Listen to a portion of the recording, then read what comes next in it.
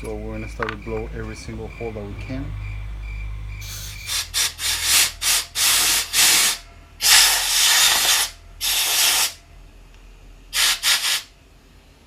Enjoy the silence, and anytime the compressor will kick in.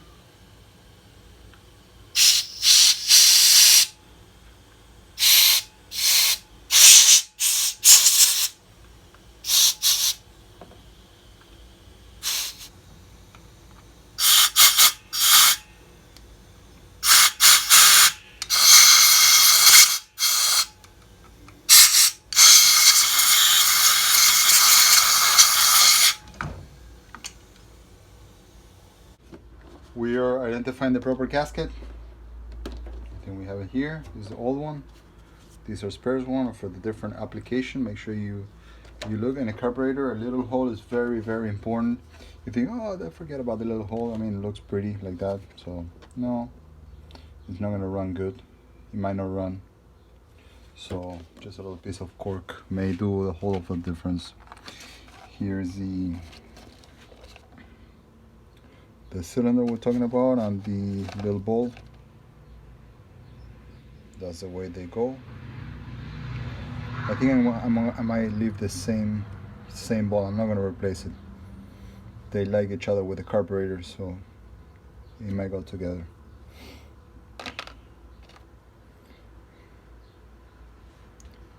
Here's a needle. Floating device. The old power valve, useless. I don't know if there's a number. I don't see it usually in the outside. I don't care much because this is a stock engine, no special camshaft, so it must have enough vacuum.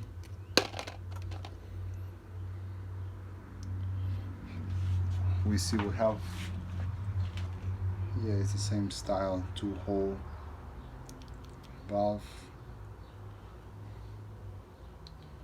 This one is at a number 9, number 5. Means that it opens at 5 inches of vacuum. Here's the gasket. For the power valve, make sure you don't over tighten this power valve because they like to crack and they will leak fuel through. So very important.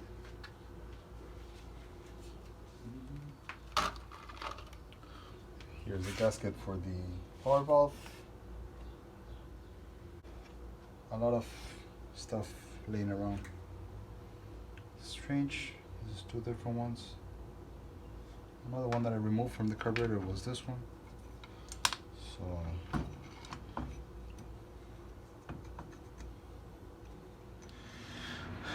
we're gonna see how it works. Marble Mystery Oil as a lubricant. Supposed to not attack rubber, so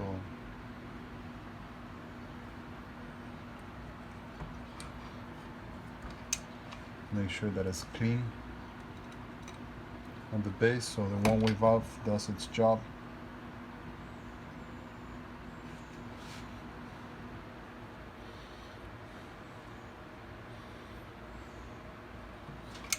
There you go, it's in place. Here's a new seat. They look different, but the most important thing is the height. It's pretty similar, the height. Here's a new gasket.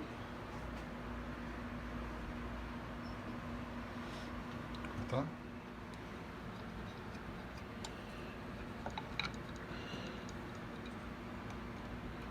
Right. It's very important to have a really thick, flat head screwdriver so you don't damage the base.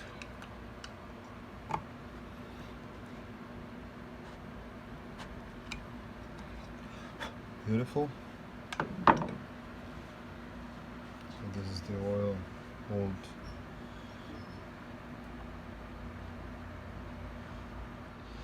Okay, here is the gasket that we're looking for. It's not the exact same gasket. We have this indentation here. We're gonna see if it fits in the carburetor because it came with only one usually get many of these ones. So let's see if it, no, it doesn't properly fit here.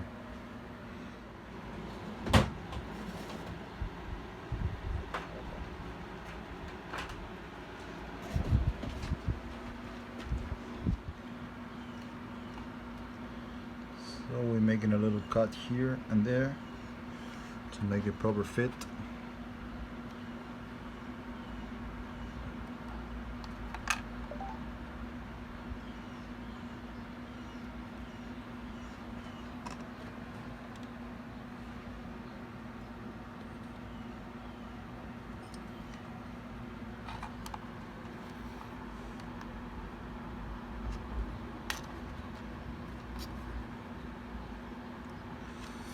Carburetors are from this area that you need to make things fit.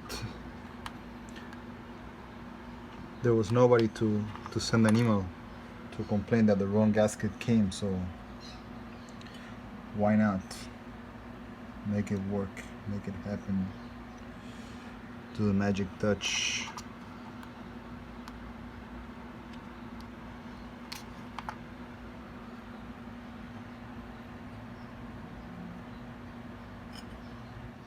So the little ball goes here. Here is the plunger. Now when we put it together, it's going to end here. So there we go.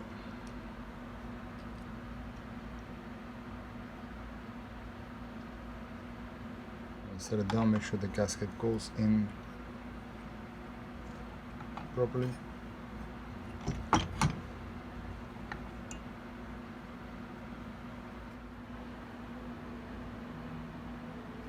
Make sure that the gasket properly seals. This little bit of lubricant definitely makes a big difference on the sealing.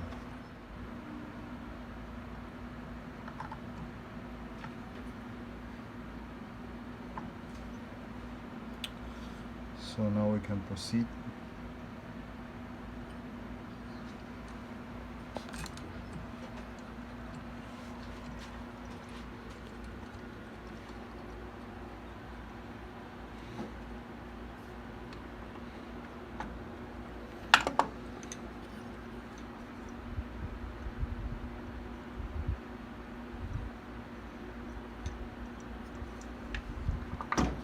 This is a very important point of the carburetor, because all the fuel that goes from the mains through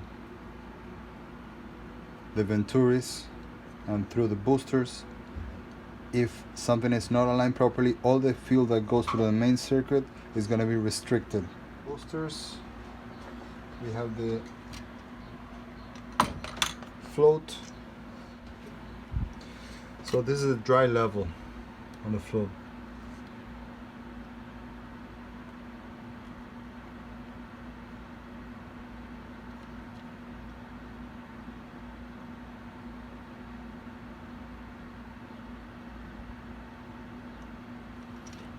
So we are at 12 millimeters, or almost half an inch. 1965 automatic transmission. The dry level, it's supposed to be 15-30 seconds. 15-30 seconds.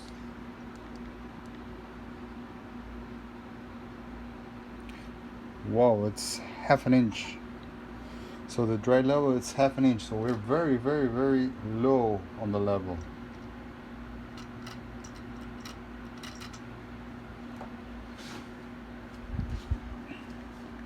Times 25.4, so oh no, 12. We're there, we're in the money. This is a pretty cool special tool that this kit brings. Cool, worthless, I don't know. But if you don't have anything to measure, it does the job. Look. It's 12, almost 13. No, 12, good. So it does the job. Anyway, this is for Harbor Freight. This is a crappy caliper, probably $1. So this guy is good. We're gonna go ahead and install the acceleration pump. Here's the acceleration pump. It's very important, the spring not to disturb the one-way valve, because if you put it wrong like this, it's gonna disturb the one-way valve, and guess what, it's not gonna make its one-way valve job, so it's not gonna work. We put it on the second detent where it was.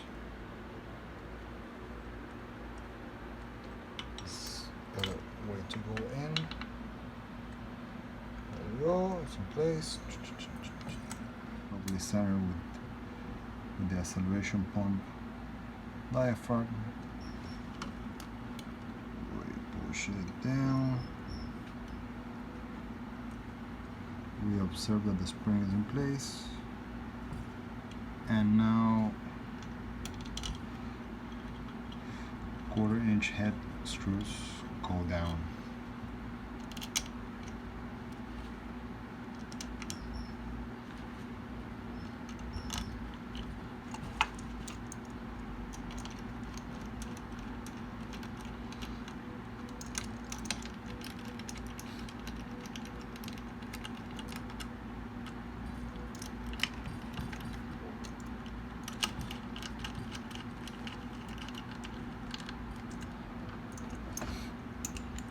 Go.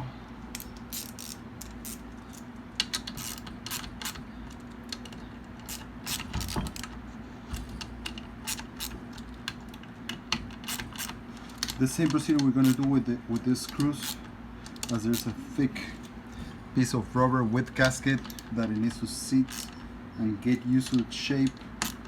We're going to just do a little gentle tight, and we're going to let it get used to its position, so that way we can retorque it in a little bit.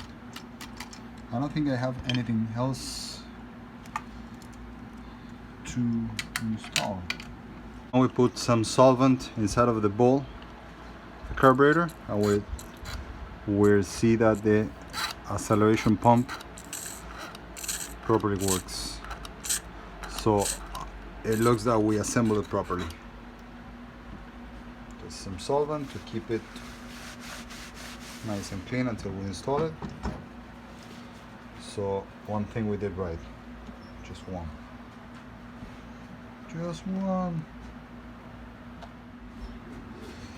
So this is the tricky part on the rod, to go in and screw it at the same time that it goes down. Home Depot again. Set up sockets. Thank you, Home Depot. I pay for it. So still, it's a lot of fun. Go to Home Depot. You always find something in Home Depot. Always make sure when the carburetor assemble stuff evenly. That is very, very, very important. So there is a distance between our idle screw and the lever. We put in the idle jets, screws, adjusters. We're gonna go all the way down, and we're gonna leave them 2 turns open. It's a good base. 1.5, 2. It should let the engine at least start and run. If we find it, yes, it's here. The filter was an ultrasound cleaning process for a while. So it's a cone thread, so it takes no gasket.